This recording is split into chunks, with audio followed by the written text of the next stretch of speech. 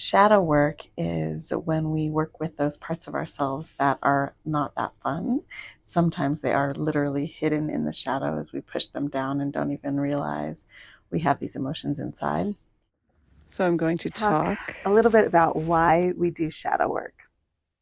And part of the reason I'm doing this is because I'm going to be doing some videos on coping mechanisms, because I definitely love to share those too, about how to deal with intense emotions when they come up and we don't want to be doing the work at that moment, because that's okay too. There are times when it's not convenient or appropriate to do the intense, deep personal work that we need to do.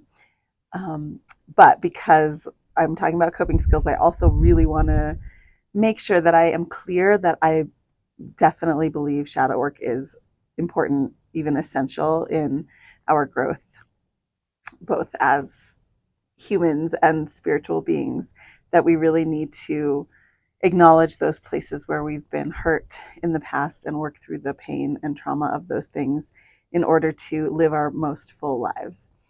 And so the analogy that's kind of gross but is very relevant, I believe, is imagining that you have a physical wound, like a big cut, let's say, and it heals over, but it's infected inside.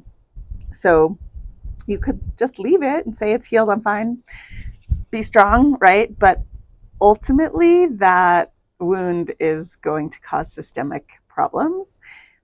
It's not actually healed, even though it looks like it's healed on the top, on the surface. And it's, you know, definitely potentially problematic, right? And I believe that's also true with emotional wounds as well. And so, thinking about it like that, sometimes we do have to reopen a wound to clean it out.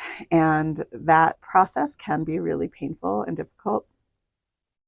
And it's okay, again, not to do that, with just anyone, or in certain circumstances where if you're not feeling safe in your present circumstances, you definitely don't want to be digging up old trauma and working through shadow work. But the when you are in a safe place and can do that shadow work, it can be really, really enriching.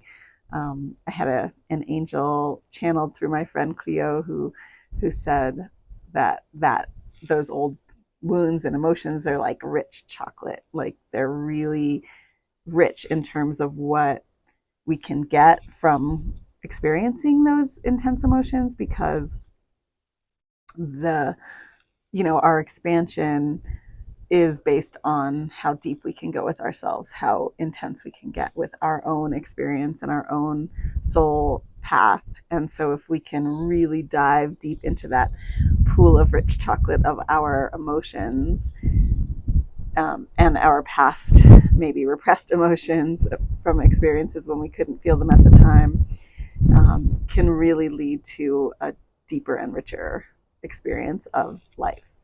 And so that's a huge piece of being alive, is experiencing all the different emotions about that happen to humans. And so some of them are more fun than others. So shadow work is that work when it's not so fun, or there's part of it that maybe we've been like denying and like, I don't have that problem, I'm fine, I'm good. And people can go on like that for a long time, but when you shut off part of yourself, that part of yourself is not available for the positive either. And so it's really important to give yourself some space to do that harder shadow work when you're in a place to do that in your life and feel safe. And like this rose, the shadow work is often very layered. And so we might work on it at one point and then do a lot of healing, and then at another point come back and work on the same theme or the same memory in a new way that's deeper, and that can bring more ascension and expansion as we process it.